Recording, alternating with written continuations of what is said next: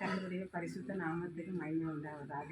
இன்றைக்கு கர்த்தர் உங்களுக்கு கொடுக்குற வார்த்தை சங்கீதம் 107வது அதிகாரம், அது 2வது வசனம். கர்த்தரால் சத்துருவின் கைக்கு நீங்களாக்கி.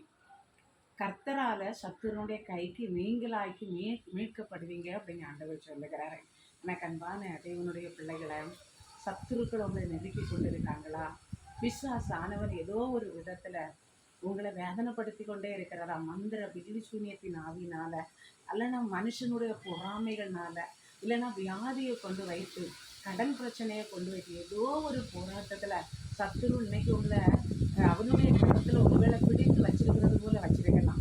ஆனால் ஆண்டவர் சொல்லுகிறா, நீங்கள் எந்த சத்துருவினால எதனால பிடிக்கப்பட்டிருந்தீங்களோ உங்களை பரிசுத்த ஆவியான இன்னைக்கு நீங்களாக்கி விடுவேன்னு வாக்கு கொடுக்கிறான்.